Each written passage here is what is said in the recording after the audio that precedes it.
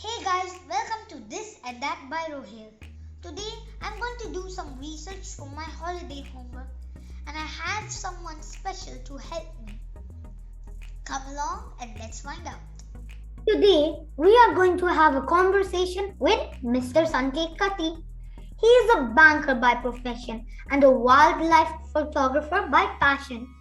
He started his wildlife photography in 2014, which is majorly on birds. His images have been a part of many exhibitions in Bangalore. You can follow his work on his Instagram handle at Katti. So, Mr. Katti, welcome to this platform where I want to know and learn more about birds. So, first, Mr. Katti, what is migration? Hey Rohit, thank you for joining me here. Migration is the process of birds, especially moving from one geographical location to another geographical location. That means it can be from one country to another country, or one part of the country to another part of the country, or from one continent to another. They move in large numbers in search of food, in search of proper habitat to breed, and in search of nesting areas, and so on and so forth. So they Okay. Oh wow. Mr. Katti, what challenges do birds face while they migrate? Okay, the major challenge they face because of the distance between the place of origin to the place of migration. Number one is food, and number two is shelter, or proper habitat to build a nest, and then breed, and then upbring their brood, and then take off from there.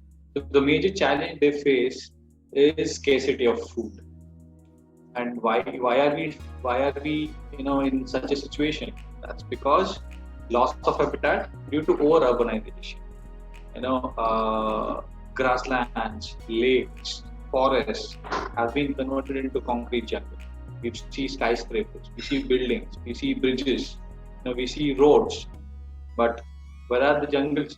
Where is the forest? Where is the grassland? Where are the lakes? Everything has been converted into human colony, right?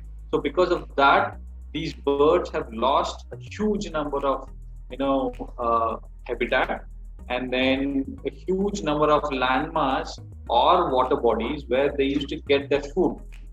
Let us suppose a flamingo is migrating from Siberia to Mongolia, Siberia or Mongolia to India, southern India, and then while passing through, they have to pass through the northern plains of India, and then 20 years back, these northern plains used to have a huge water bodies and grasslands where these birds used to land and feed and then move ahead. But now everything is lost. That's because of the urbanization. So they are not finding their natural habitat, and this is one reason. And number two is mobile touch. We are talking about 4G, 5G technology and everything, but what kind of radiation these stars are emitting, we have never, got into it. Nobody cares about it. Everybody wants a 5G. Everybody wants a super speed mobile internet. But at what cost? What is it going to do to these birds? Because of the electromagnetic waves produced by these mobile towers, these birds are losing their, sense of direction. It causes a kind of damage to their brains. It causes, their ability to breed, and that could turn into fatality to these birds. So we can lose entire, breed of birds, entire species of birds. So apart from this, overuse of chemicals and pesticides in agriculture, when these birds come and try to feed on the seeds, grains, because of these chemical layers, they find it difficult to digest, and sometimes they die because of that. And pollution, is another cause. So these are the major causes what these migratory birds are facing, right? All these days. And let's say an Amu falcon which migrates from Mongolia to Africa, which stops over in India. The major food for an Amu falcon is grasshoppers. And if agriculture fields are not there and everything is converted into concrete buildings, grasshoppers will not come because they don't have the seeds or grains to feed on. And what will these Amu falcons eat? And before going into Africa from Mongolia, they stop over in India and they build their capacity reserves, and then they fly again. They take off again. But if these grasshoppers are not there in India, they'll not eat anything, and they might not even reach their destination in Africa. They might die in the mid-sea.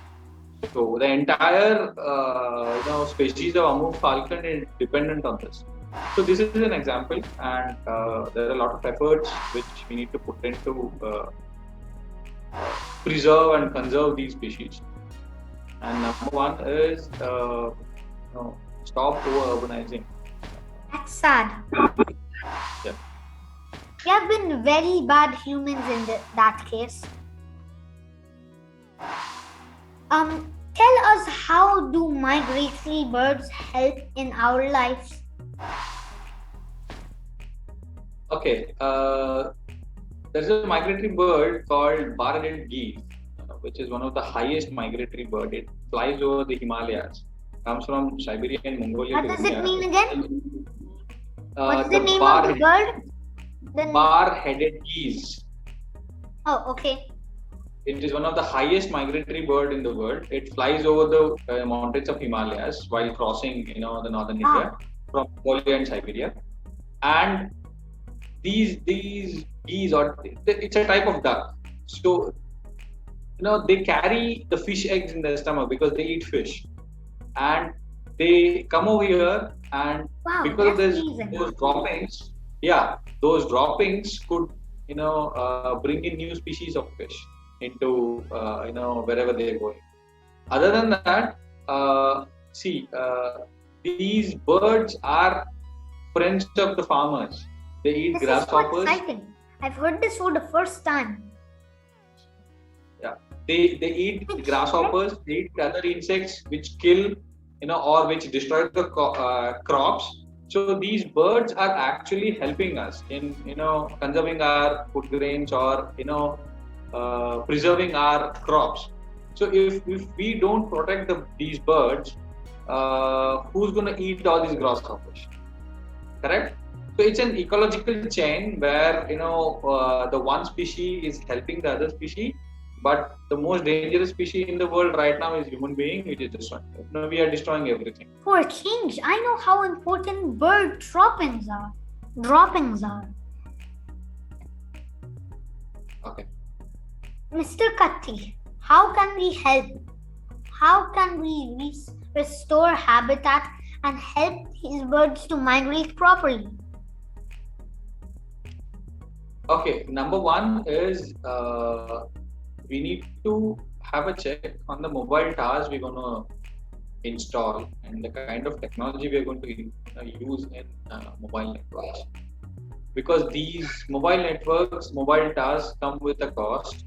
They emit radiomagnetic waves, electromagnetic waves, which can damage the sense of direction. Every bird comes with a chip inside. It's a God-built chip. They have the sense of direction. How these birds get an idea or plan to fly from Mongolia or Siberia to Africa, India, and other continents? They don't have a GPS system. They have that sense of direction inbuilt by the nature. But how can we remove the GPS tower? How can we remove the towers? We need them. We are not supposed to move the towers, but we can control the number of towers we install, right? Okay. Instead of installing mobile towers, every nook and corner, we can control that. We can have a plan, where the kind of technology we use, or we can invent something where these emission of radiomagnetic waves can be reduced. So That sounds like a plan. that needs to be done. Otherwise, it is going to be very difficult for these migratory birds to migrate properly, and that is going to have a huge impact on human beings. Let's say a simple example: what will happen if tomorrow all the honeybees are extinct, or they just wiped off from the face of the earth? What's going to happen? You're going to be in a big trouble. Because your flowers will stop blossoming because there is no pollination. Yeah. And lot of other connected activities, natural activities are going to get disrupted. So all these things will impact the human life. We are not aware as human beings. We are not aware, and we don't bother to study how these migratory birds are helping us. The first and foremost thing, we need to bring awareness, in people like you who are young. And then if we can bring this awareness at this age, by the time you people become like us, at least you will have that understanding what to do, what not to do. Correct? Yeah, that's so. true. The best thing is to teach kids at schools about conservation and these ecological impacts of over urbanization and all those things, and that is going to help definitely. I think I've taken the right step on calling you for an interview. Yeah, I suppose. So, Mr. Katti, can you show us some of your pictures of migratory birds? Yeah. Hold on. Yeah. Okay. Let me just remind the viewers that you can follow Mr Katti on Instagram. Yeah, sure. Have you noticed the little bird next to me on the screen? Yes. What bird is that? Can you tell me which bird this is? That looks like a very fancy bird to me. It looks like a. Hold on. Let me go back to your screen. I don't know the name either. This bird is so cool. Is that a pelican? This one is pelican. Yes. Can you see it now? Yeah. Okay.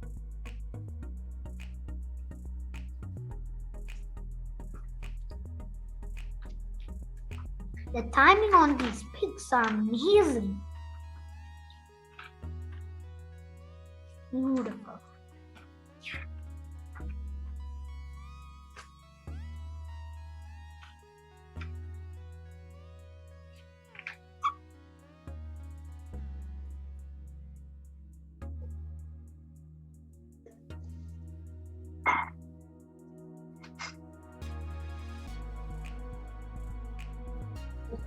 These are amazing shots. Just hold on.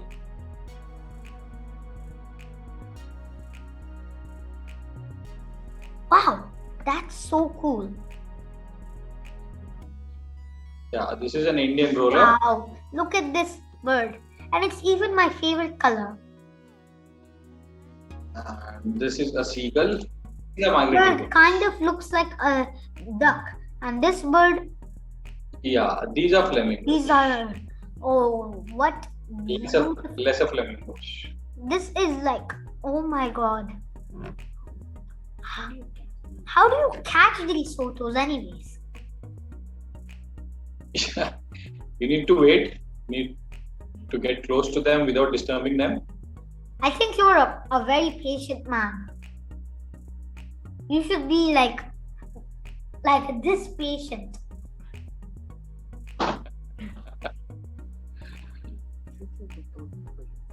It looks like they're literally posing for you. Yeah, if you make them comfortable about your presence, they'll pose for you for sure. But you need and how do you make them comfortable? You should not threaten them by roaming around or making sounds, keep low, keep quiet. They'll come to you. It looks like you know the bird language. How did you get attracted to wildlife and birds? See, I was born and brought up in a small town in Western Ghats of Karnataka called Yellapur, which is amidst nature. It's amidst the cradle of nature, where there are a lot of birds.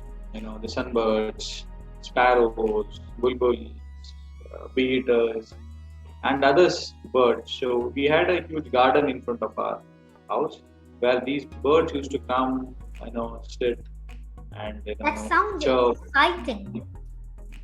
Yeah. So I was attracted to wildlife and nature from a very young age. Though at that point we had no much knowledge, neither equipments to do all these things. But after growing up, finishing my college, finishing my education, when I started working, and then in 2014, my wife gifted me a camera. Seeing my interest in photography and nature, she gifted me a camera, a DSLR, a Canon 1200D. That's how it started in 2014. I started taking pictures, going to nearby water bodies and parks. And then one thing led to another, and then the interest grew from there. And I started pursuing photography as a full-time passion, not a full-time profession though. It's I still wish a passion. someone gifted me a camera, so I would go straight away to you for training. Where? Come again? Straight way to you for training. Wish somebody gifted me a camera because I would go straight away to you for training. You can still come here. I can teach you with my own equipment. No problem. So whenever you're next time in India, just give me a buzz and come down. We can all go, for a photography walk, and I can teach you that. Definitely. Did you just tell this bird like say, hi? Can you pose like with this lizard in your mouth? I wish it could be that easy, but it is not. I had to wait at least for 2.5 hours to click this. This one image took me 2.5 hours.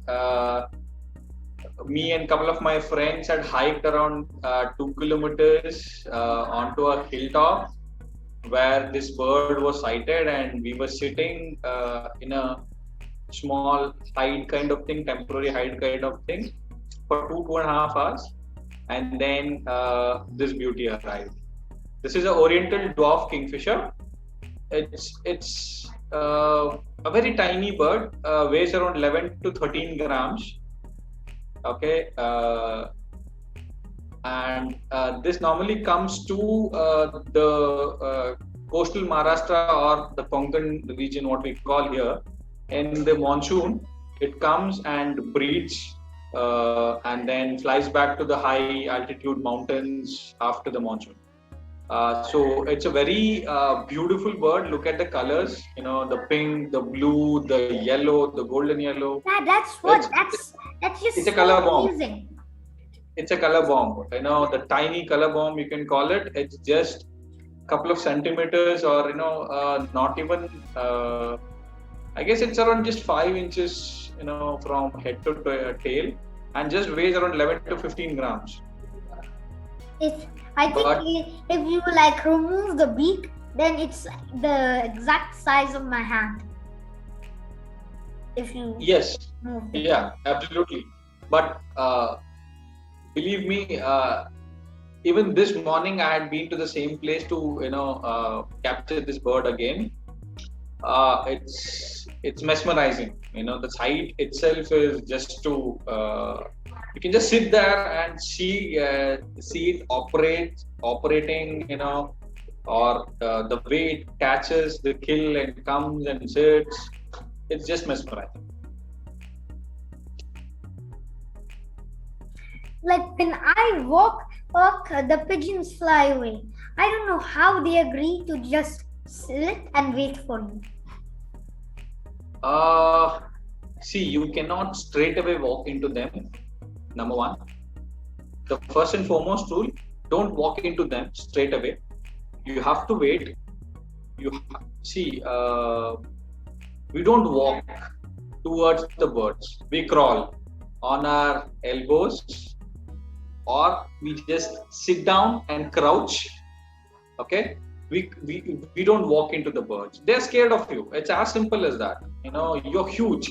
As a human being, we are scary to birds and animals. So you cannot just walk into a bird and say, "Hi, I want to click your photo. Can you be posing for me?" It is sorry, thank you. I don't want the image. So you have to be very patient. You have to wait in such places where birds are coming in, sitting. Sit quiet, sit patient. Don't make any noises. And then if they are okay with your presence, they'll come close to you. Okay. You have to get all dirty. Otherwise, it's not going to be easy. I need a lot of practice in that because I run around a lot. 20 laps around the house a day. Ask your dad and mom to gift your camera, a small one to start with, or a binocular to begin with, not camera. You can start watching birds. I hope my parents are listening. Buy a binocular first. Start watching birds, make notes, and then observe them, the way they behave, the way they feed, what kind of grains or insect they eat. So all those things you can make a note. And then once you start understanding a bird's behavior, then when you're all grown up, then you can buy a camera and start clicking them. Okay, Mr. Katti, how has wildlife impacted you? How has wildlife impacted me? In your life, how has wildlife impacted you? It has given me a passion in my life, which is wildlife photography. I love going I to think jungle, it has given going a to lot park. of patience too. I can see that already. Yes. You have to be very patient in terms of clicking images of birds and mammals. So you have to learn that. No matter what, it teaches you to be patient. Otherwise, you're not going to get the images. And number two, it has given me a passion in my life to pursue wildlife photography as my hobby or passion. And then it has given me a lot of understanding about these birds and animals which are very small. There are a few birds which are just as big as this thumb of mine, but they do have an impact on your life. If they don't come and pollinate the flowers will not blossom. So that's how all these small creatures are having an impact on us, and it is high time that we stop impacting them in a wrong way. Let us start impacting them in a positive way, and let us stop creating hindrances and harms to the birds and animals. Very, very true. What is your motto?